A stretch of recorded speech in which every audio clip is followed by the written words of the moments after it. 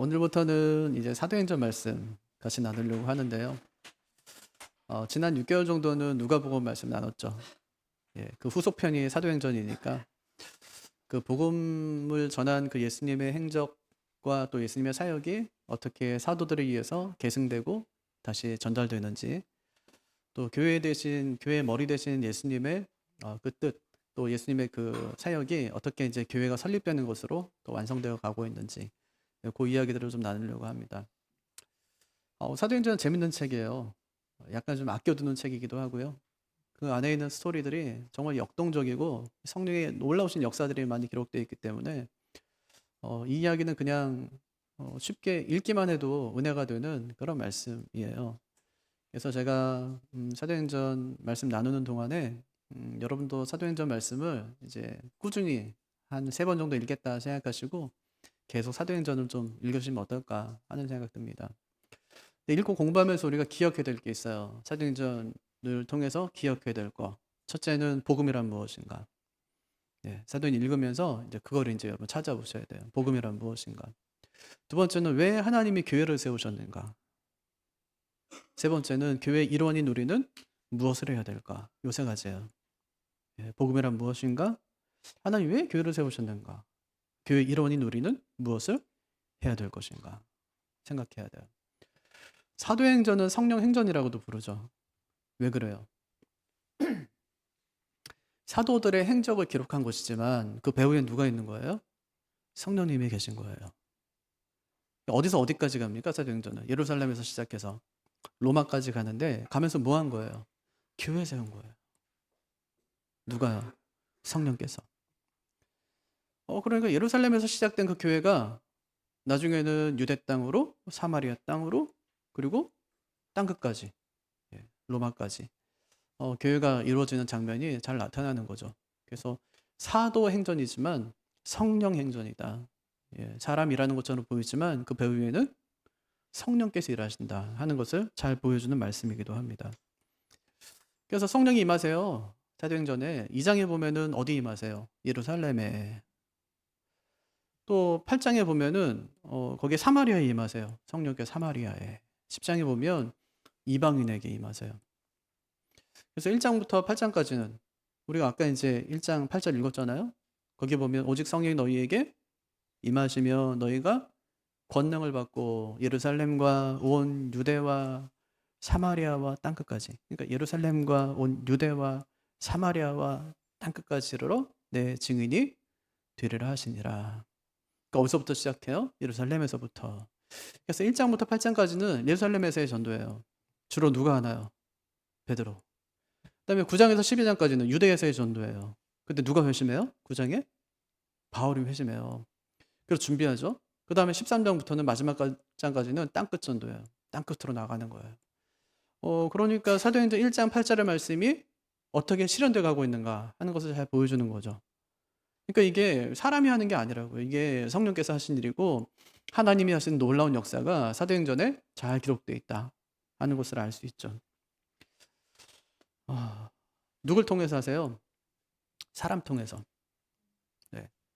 그래서 베드로 통해서 하시고 바울 통해서 하시고 예수님의 제자 이름은 12명이죠. 그죠? 예수님의 제자는 12명. 우리 그 뒤에 보면 오늘 읽은 말씀 뒤에 보면 이제 제자 이름들이 쭉 나오는데 12명의 사도. 사도. 그러니까 사도는 누구냐면 예수님의 제자예요. 예수님의 제자는 12명. 그리고 플러스 바울. 사도가 되려면 예수님과 함께 살아야 돼요. 예수님의 생활을 같이 해야 돼요. 같이 다녔어야 되고요. 또 하나 있다면 예수님의 죽음과 부활을 목격한 사람이어야 되는 거예요. 그럼 그런 사람은 예수님의 제자밖에 없어요. 바울은 예수님의 제자는 아니었잖아요. 그런데 바울이 9장에서 우리 예수님 만나요. 그리고 아라비아에서 3년을 보내요. 그게 같으면 뭐 했을까? 추측하는 건 예수님께 직접 가르침을 받았을 것이다. 그러니까 부활하신 주님을 그가 직접 만납니다. 그죠? 주여 니시오니까 나는 네가 박해하는 예수라. 그렇게 말씀하시면서 친히 나타나시죠. 그래서 그는 사도 되었대요. 그래서 그가 쓴 서신서들을 보면 제일 처음에 언급하는 것이 항상 뭐냐면 예수 그리스도의 사도된 나 바울은 이렇게 이제 이야기해요. 자기가 사도임을 계속해서 증명해 가는 거예요. 갈라디아서 마찬가지죠. 사도성을 계속 부인하니까 왜 자기가 사도인지에 대해서 계속 변증하는 거잖아요. 그러니까 사도는 예수님의 제자밖에 없다. 그럼 지금은 사도 있습니까? 없습니까? 지금은 없어요. 근데 어떤 사람이 자꾸만 자기 사도라고 그러죠. 그래서 건전한 교회에서는 사도라고 하는 이들을 전부 이단으로 정죄합니다. 사도는 없어요. 예수님의 제자로 끝. 예, 끝. 왜 그러냐면 그 위험해서 그래요. 주로 성경은 누가 써요? 선지자, 구약은 선지자, 신약은 사도. 그럼 내가 사도라면 어떻게 되는 거예요? 예수님의 가르침을 직접 듣는다는 얘기예요? 그럼 그게 위험하다는 말이에요. 왜냐하면 그것으로 인해서 성도들을 자꾸만 가스라이팅해요. 내 말 안 들어? 이런 식이에요. 내가 기도해 보니까 이런 식인 거예요.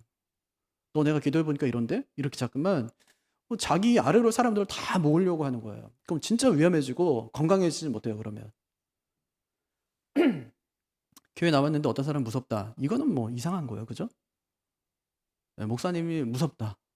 눈빛이 무섭고 말이 무섭고 잠깐 본다고 그러니까. 근데 기도 보니까 자꾸만 보여. 권사님 뭐 보인다는 거야. 뭘 보인다는 거예요? 집사님 보인다면서. 자기 뭐 감추고 싶은 것들이 있거든요. 비밀들이 사람한테는. 그러니까 진짜 봤나 이렇게 생각하고요. 잠깐 눈빛을 피하게 되고요. 목사를 멀리하게 돼요. 건강하지 않아요. 근데 성령께서 사도들을 통해서 주의를 하셨다. 그래서 사도행전이라 부르지만 성령행전이라고 불러요. 성령님이 누구세요? 보통은 에너지의 근원이다, 뭐 힘이다 이 정도 생각하거든요. 또 나를 위로하시는 분, 이 정도 생각해요. 근데 성령님 누구세요? 삼일체로 하면 제3 위격에 해당하시는 하나님이세요. 1위 누구예요? 하나님, 성부 하나님. 2위는 성자 예수님. 성령님은 3위 하나님. 그럼 왜 1위, 2위, 3위라고 이야기하죠? 이거는 힘이나 어떤 권력의 순위가 아니에요. 순서가 아니에요. 그럼 뭐예요? 사역의 순서. 하나님 먼저 사역하셨고, 그 다음 예수님 사역하셨고, 그 다음에 성령님이 사역하신 거예요. 그러니까 예수님도 하나님, 하나님도 하나님, 또 성령님도 하나님. 하나님은 무섭고, 예수님은 친근하고, 성령님은 만만하고. 약간 그렇죠. 느낌이 그렇잖아요. 성령 받아라 막 이러니까 내가 줄 수 있는 것 같고 막. 근데 아니요. 성령님은 하나님이세요. 굉장히 두려운 분이시란 말이에요. 그분이 어떤 권세가 있냐면 교회를 세울 수가 있어요. 엄청 놀라운 일이에요. 교회는 누가 세워요? 교회 설립자가 누구죠? 성령님이세요. 교회를 설립하세요. 목사가 세우는 건가요? 아니요. 근데 어떤 목사님들이 가끔 가다가 교회를 세우고 이제 개척하고 나중에 은퇴하면서 이제 목사직은 물려줄 거 아니에요. 담임 목사직은 물려주면서 자기는 설립 목사 이렇게 해요. 무슨 뜻인지 알겠는데 나를 갖다가 뭐 만만히 보지 마라, 뭐 까불지 마라. 내가 이 교회를 개척한 사람이다. 이런 건 알겠는데 이건 되게 위험한 거거든요. 교회 설립은 누가 하세요? 성령님. 그러니까 뭐 좀 조심해야 되냐면 아니 뭐 교회 이렇게 많아? 이런 말 진짜 조심해야 돼요. 아니 교회 위에 교회, 교회 옆에 교회 진이 많잖아요. 근데 그거는 그 목사님이 설립한 게 아니라 기도하면서 성령께서 감동을 주셔서 설립하신 거예요. 그러니까 그런 얘기는 함부로 하면 안 되고 하나님 뜻이 있나 보다 이 정도 하고 우리 지나가야지. 교회가 왜 이렇게 많아? 교회가 없는 것보다 낫잖아요. 많은 게. 교회가 왜 이렇게 없어? 이거보다 낫잖아요. 많은 게. 그래서 교회 설립은 하나님이 하신다. 성령께서 하신다 하는 것을 기억하면 좋겠어요. 오늘 말씀 보니까 두 가지 얘기예요. 하나는 부활 얘기고요. 또 하나는 승천 얘기예요. 근데 요 얘기는 우리가 지난번에 다 했잖아요. 그러니까 이 일을 어떻게 성령께서 하시는지에 관해서 고의를 좀 생각해 보려고 합니다. 성령께서 하시는 세 가지. 첫 번째는 이제 말씀과 관련된 사역. 두 번째는 구원과 관련된 사역. 세 번째는 교회와 관련된 사역이에요. 근데 요 세 가지가 오늘 말씀에 다 나와요. 첫 번째 뭐라고요? 말씀과 관련된 사역. 1절과 2절 한번 읽어볼까요? 시작. 데오빌로요, 내가 먼저 쓴 글에는 무릇 예수께서 행하시며 가르치시기를 시작하신부터 그가 택하신 사도들에게 성령으로 명하시고 승천하신 날까지의 일을 기록하였느니라. 성령 하나님의 별명이 있어요. 진리의 영이에요. 진리의 영. 이런 별명이 붙은 이유가 뭐냐면 성령께서 말씀과 관련된 사역을 하시기 때문이에요. 오늘 말씀 보니까 저자는 누굽니까? 사도행전 누가 써요? 누가가 썼어요. 그죠? 먼저 쓴 글은 뭐란 말할까요? 이건 누가복음을 말하는 거예요. 누가의 직업은 뭐죠? 의사예요. 예, 다른 서신서 보니까 내과 의사였던 것 같아요. 의사예요. 또 설명하기로 그는 사랑받는 의사였대요. 사랑받는 의사. 그러니까 그는 의사답게 아주 치밀하게 복음서를 써내려고 하는 거예요. 어떻게 하냐면 누가복음 1장 3절 보면 그 모든 일을 근원부터 자세히 미루어 살핀 나도. 이게 전형적인 의사의 모습이죠. 병원 갔어요. 물어봐요. 언제부터 아팠어요? 어디가 아파요? 어떻게 아파요? 다 물어봐요. 네. 그러니까 근원부터 자세히 미루어 살핀 나도 데오빌로 각하에게 차례대로 써 보내는 것이 좋은 줄 알았노니. 차례대로. 그러니까 지금 그의 말대로 차례대로 지금 서신을 써서 데오빌로 각하에게 보내고 있는 중이에요. 먼저는 예수님의 행하심과 가르치심부터 시작해서 어디까지 썼냐면 승천하신 날까지. 그게 이제 누가복음에 담긴 거예요. 그 담긴 거 하나 쓰고 지금 이제 다시 그 이후에 사도들을 통해서 사도들에게 명하신 일을 내가 지금 기록해서 당신에게 보내고 있습니다 하고 지금 누가복음에 이어서 사도행전 쓰고 있는 겁니다. 데오빌로에게.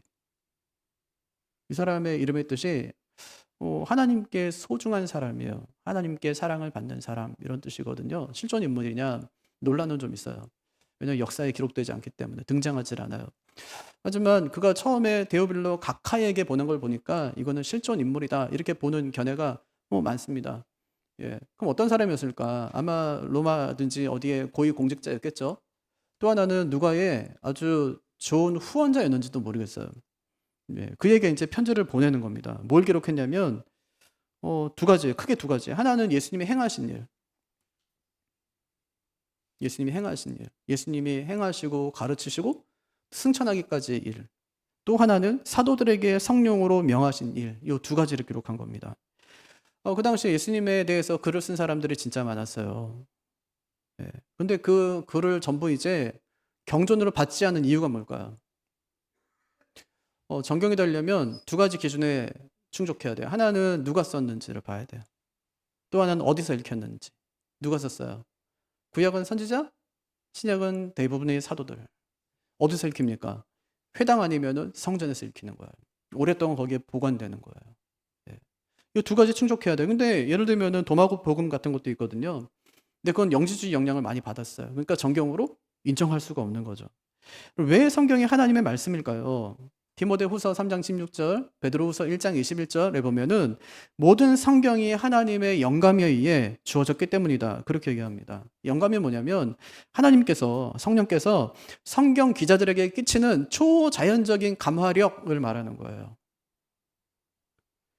이 말은 다시 말하면 성경이 사도들이 생각하고 연구해서 깨달은 말씀을 기록한 것이 아니라는 말이에요. 우리 논문은 그렇게 쓰죠. 연구하고 막 생각하고 막 아이디어 얻어가지고 논문을 쓰고 발표하고 하는데 성경은 그렇게 된 책이 아니라는 거예요. 그럼 어떻게 기록됐습니까? 디모데후서 3장 16절 보면 모든 성경은 하나님의 감동으로 된 것으로 이렇게 말씀하세요.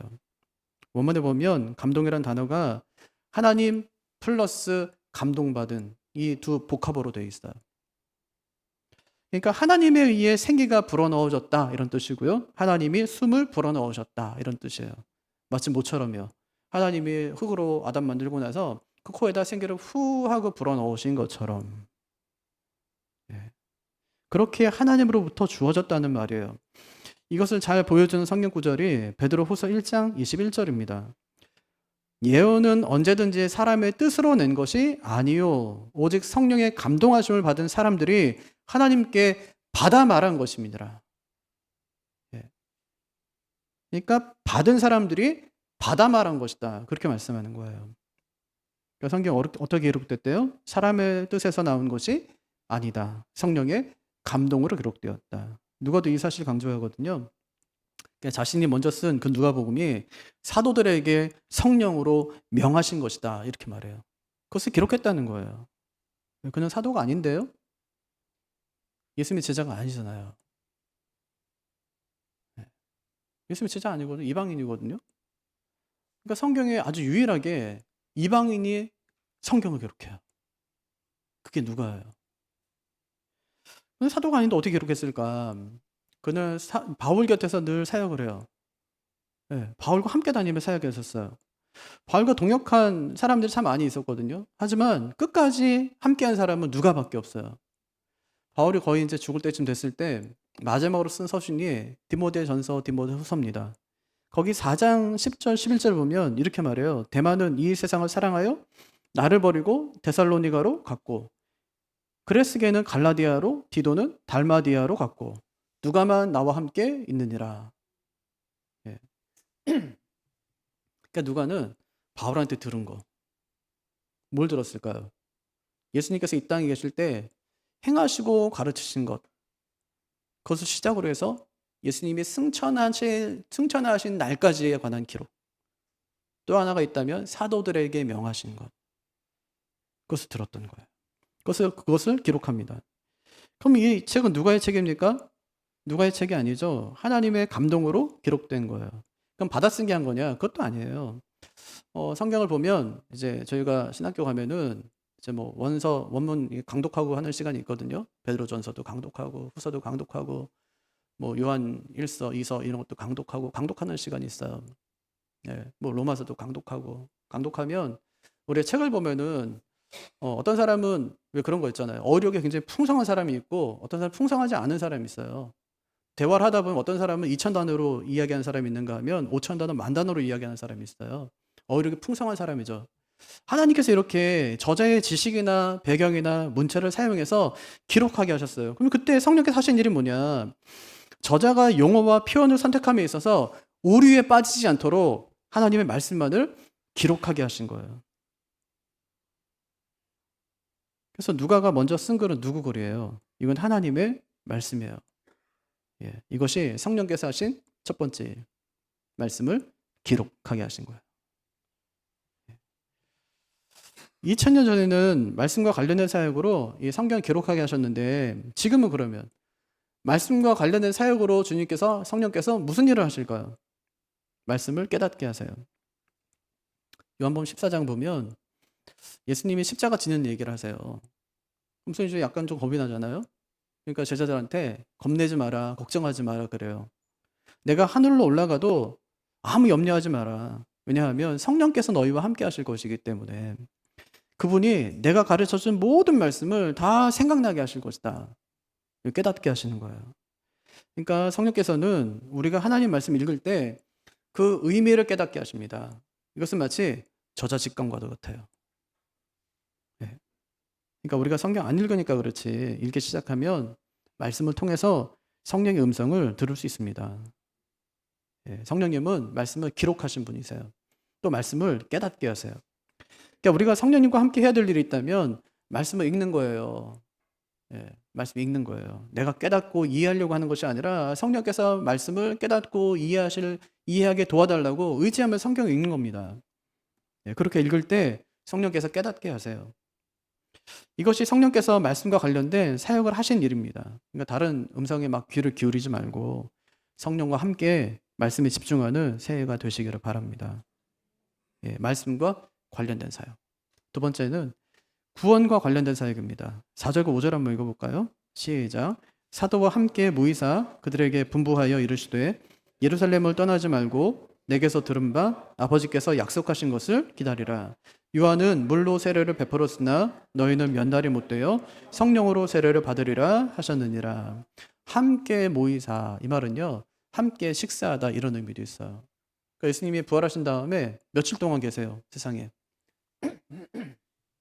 40일 동안. 그동안 뭐 하셨대요? 하나님 나라에 관한 일을 가르치시니라 이렇게 말씀하셨는데 함께 모이사 함께 식사했대요. 종종 그러니까 주님께서 그들과 함께 이런 말씀의 교제를 나누신 거예요. 그때 주님께서 두 가지 명령하세요. 첫째 예루살렘을 떠나지 마라. 둘째 아버지가 약속하신 것을 기다리라. 근데 떠나셨어요. 언제 떠나냐면 예수님이 잡혔을 때 두려워서 다 도망가요. 나는 물고기 잡으러 가야 되겠다 이렇게요. 갈릴리로 막 다 떠나요. 예수님 떠나지 말래요. 근데 떠나지 않으면 잡히면 죽는 거거든요. 왜냐하면 지금 당시 분위기가 어떠냐면 예수님의 제자들이 예수님의 시체를 도둑질했다. 그리고 거짓말한다. 부활했다고. 그런 분위기예요. 잡히면 죽습니다. 예수님께서 하신 말씀이 예루살렘을 떠나지 마라. 그렇게 말씀하세요. 왜 그랬을까요? 왜 떠나지 말라고 했을까요? 그냥 이 상태로 떠나면 오합지졸 되는 거예요. 아무것도 무장하지 않고 떠난다면 오합지졸 되는 겁니다. 말씀과 성령으로 무장한 다음에 떠나야지 제대로 사역을 감당할 수 있기 때문에 떠나지 마라. 그렇게 말씀하세요. 그럼 기다리면 어떤 일이 있습니까? 5절. 요한은 물로 세례를 베풀었으나 너희는 면달이 못되어 성령으로 세례를 받으리라. 물세례는 알겠죠? 그럼 성령 세례 뭡니까? 어떤 사람들은 그래요. 물세례는 초급이고 성령 세례는 고급이다. 그래서 물세례가 아니라 성령 세례를 받아야 된다. 그럼 둘이 다를까요? 물세례 다르고 성령 세례 다르고 그럴까요? 에베소서 4장 5절 보면 주도 한 분이시요 믿음도 하나요 세례도 하나요. 세례도 하나래요. 같은 거야 이렇게 말씀하셨어요. 문제는 뭐냐면 성령 세례가 뭔지 모른다는 거예요. 왜 모를까요? 아직 성령이 안 오셨거든요. 한 번도 보지도 듣지도 못한 일이에요. 그러니까 이걸 설명하면서 어떻게 하시냐면 잘 아는 것으로 모르는 것을 설명해 주세요. 물세례를 아니까. 물세례 통해서 성령 세례가 무엇인지를 설명하시는데 물세례는 뭐예요? 물세례가 물에 의해 적셔지는 것처럼 성령 세례는 성령에 의해 적셔지는 것이다. 이렇게요. 사람이 물로 씻겨져 깨끗하게 되는 것처럼 죄악이 성령으로 씻겨져서 깨끗하게 되는 것이다. 그러니까 물세례는 죄에 대한 상징이고요. 성령 세례는 죄 사함의 실체예요. 물세례는 뭐 받을 수 있죠. 초코파이 주니까. 예. 군대 가서 뭐 2,000명씩, 5,000명씩 받을 수 있잖아요. 진중 세례 받고요. 예. 그럼 죄 사함의 상징이에요.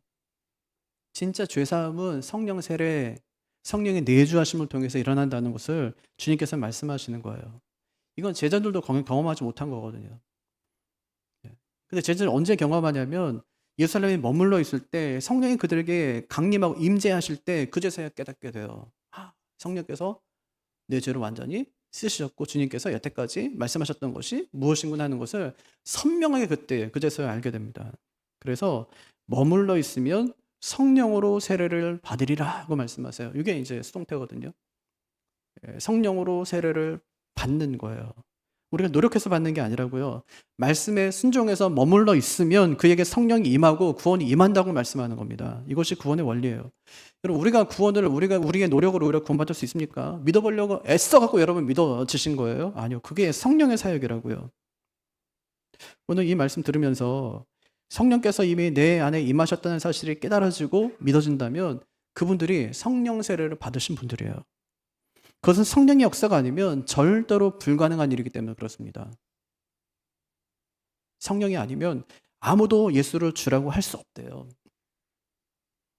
고린도전서 12장 3절. 아무도 그럴 수 없어요. 따라서 이런 분들에게는 성령을 어떻게 받을 수 있는가 하는 질문은 의미가 없어요. 누구한테 필요하냐면 아직까지 예수를 믿지 않는 분들. 제가 그분들에게 꼭 해주고 싶은 말이 있어요. 어떤 일이 있어도 교회 떠나지 마라. 머물러 있으라. 시간이 오래 걸리더라도 계속해서 이 자리에 머물러 있으면 언젠가 하나님이 약속하신 성령을 내 안에 보내실 때가 있다는 거예요.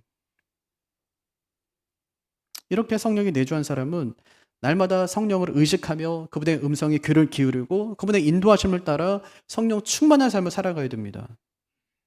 성령 세례는 일생 살면서 딱 한 번만이에요. 예수 믿는 거, 예수 만난 거 딱 한 번. 근데 지속해야 될 게 있어요. 이거는 성령 충만이에요. 어저께도 제가 결혼식 갔다 왔는데 결혼식은 일생에 딱 한 번이에요. 하지만 사랑은 매일 해야 돼요. 부부가 함께 지내며 서로의 의무를 다하는 것. 그래야 사랑이 지속되는 거죠. 우리가 그리스도인의 의무를 다할 때 우리 성령 하나님과도 깊은 관계 속에 교제할 수 있게 되는 겁니다. 충만하게 살아갈 수 있게 되는 거예요. 이처럼 성령께서 하시는 두 번째 사역은 우리의 구원과 관련된 일. 아마 여기 계신 대부분의 분들은 물세례 통해서 죄 씻김을 받고 성령 세례 통해서 성령의 내주하심 구원을 받으셨을 거예요. 그럼 이제 어떻게 살아야 될까요? 성령의 충만함을 누리며 살아가야 돼요. 그렇게 하면 어떻게 해야 된다고요? 의무를 다해야 돼요. 아니, 성령께서는 지금도 의무를 다하고 계세요. 우리 위해서 하신 일이 뭐예요? 우리 위해서 중보하시나요? 중보하세요. 예. 말할 수 없는 탄식으로 우리 위해 기도하세요. 우리와 함께 하시나요? 예, 우리와 함께 하세요. 말씀을 깨닫게 하세요? 예, 말씀을 깨닫게 하세요. 성령께서는 지금도 자신의 의무를 다 하고 계신단 말이에요. 그럼 우리는 그리스도인들의 의무를 다 할 때 충만한 삶을 살아갈 수 있다고요. 그를 할 것을 말씀하는 거예요. 예. 제 신앙생활을 바르고 정직하게 해서 진짜 성령 충만한 삶을 살아가시기를 바랍니다. 이게 성령께서 하시는 두 번째 일, 구원과 관련된 사역이에요. 세 번째, 교회와 관련된 사역인데 8절 같이 한번 읽어볼까요?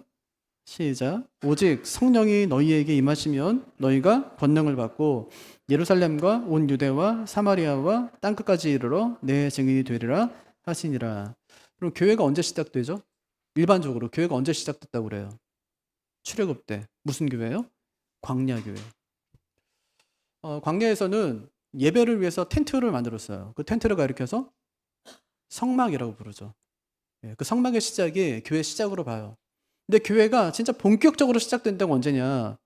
그거는 성령 강의 이후입니다. 오늘 말씀 8절에 보니까 오직 성령이 너희에게 임하시면 이라고 했는데, 임하시면은 가정이잖아요. 앞으로 임하시면 너희에게 이런 일이 있을 것이다 이렇게 말씀했는데, 그 성령 임해요 안 임해요? 임해요. 2장이 시작되자마자 임해요. 2장에 보면 1절에 이렇게 되어 있어요.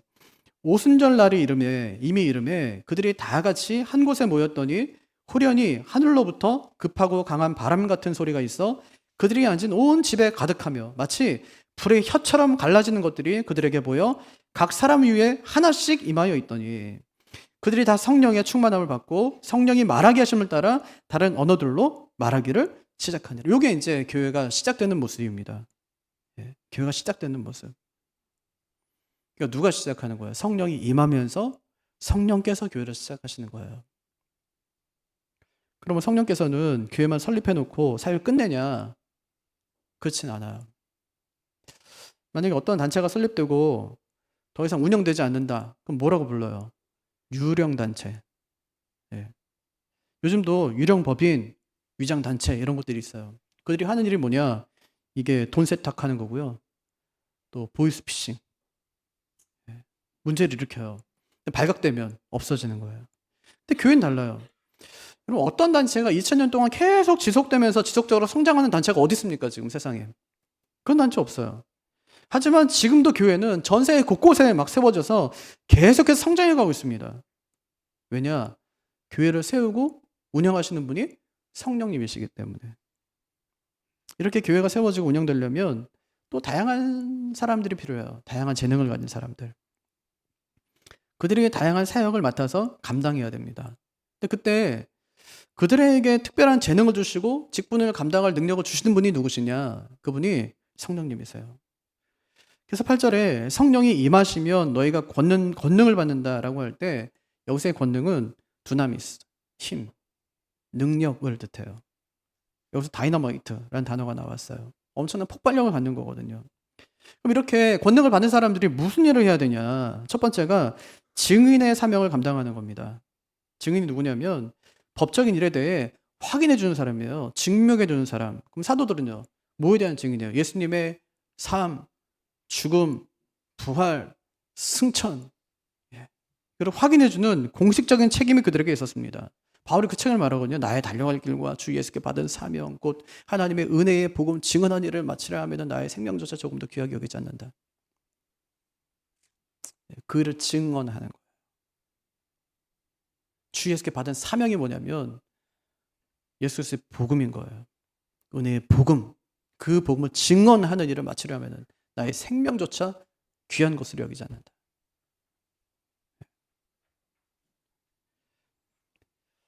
그게 권능받은 사람들이 첫 번째로 해야 될 일, 증인의 사명을 감당해요. 두 번째는 직분을 감당하는 겁니다.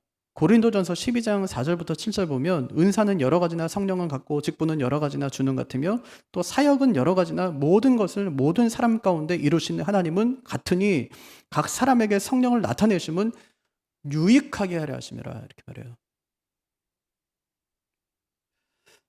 은사와 직분과 사역에 관한 이야기죠. 주도 갖고 이렇게 하는데 은사와 직분과 사역은 다양하대요. 다양해요. 진짜로 은사 검사해 보면 20가지가 넘어요. 성령께서 각 사람에게 각기 다른 은사들을 주시는 거예요. 왜 그럴까요? 그래야 교회가 세워지기 때문에. 왜 하나님께서 은사 주실까요? 직분을 감당해야 되니까. 근데 직분은 누가 주신대요? 주께서. 예수님은 삼중직을 행하셨어요. 이게 왕, 제사장, 선지자. 이 직분을 올라가실 때 나눠주세요, 교회에. 교회는 직분이 있습니다. 목사, 장로, 집사, 권사. 직분이 있죠?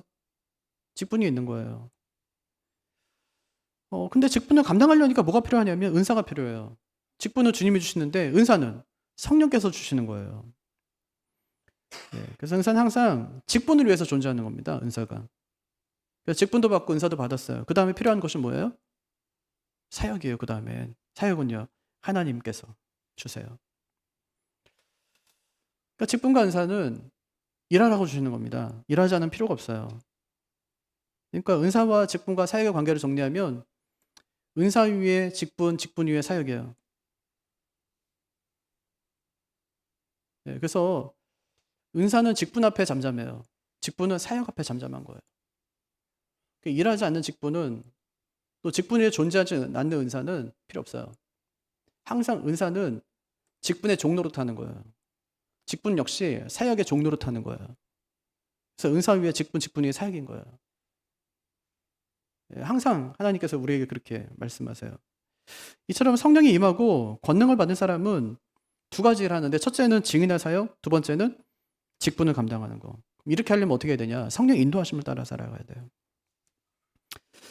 김구 선생님이 남북회담을 위해서 3파선을 넘으면서 이런 시를 지었어요. 눈 덮인 들길 걸어갈 때 행여 그 걸음 아무렇게나 하지 말세라. 오늘 남긴 내 발자국이 마침내 뒷사람의 길이 되리니. 그러니까 진짜 핵심이 뭐냐면 누구를 따라가느냐, 이게 진짜 중요해요. 앞서간 사람이 누구냐, 내가 누구를 지금 따라가냐 중요합니다. 제가 제주도 있으면서 서귀포시에서 제주시 넘어가는데 그때 비가 좀 왔었어요. 비가 막 부슬부슬 오더라고요. 근데 이쪽에서는 안 그랬는데 한라산 이렇게 넘는데 그때부터 뭐 1m가 보이질 않아요. 근데 저 앞에 보니까 깜빡이를 깜빡깜빡 키면서 앞에 먼저 가는 차가 있었어요. 제가 얼른 그 차를 따라갔습니다. 그 차를 따라서 계속 가다 보니까 제주시가 나왔어요. 그럼 다행이냐? 다행은 다행인데 안심할 일은 아니에요. 왜냐하면 그 차가 지금 안전하게 가고 있는지 안 가고 있는지 그 운전자도 몰라요. 그 사람도 가다 보니까 간 거예요, 그냥. 내일 성민이 군대 가거든요. 군대는요, 갔다 온 사람도 알 수 없는 참 미지의 세계예요, 거기는.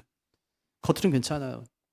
뭐 요즘 군대가 군대냐, 뭐 동아리보다 뭐 군기가 없다, 뭐 이러면서 하는데, 근데 뭐 추위하고 더위하고 고된 훈련 막 이것과 싸울 거 생각하면 염려가 되죠. 내 성경에 뭐라고 하냐면, 이렇게 우리가 알 수 없는 현실을 살아갈 때 우리를 인도하시는 분이 있다는 거예요.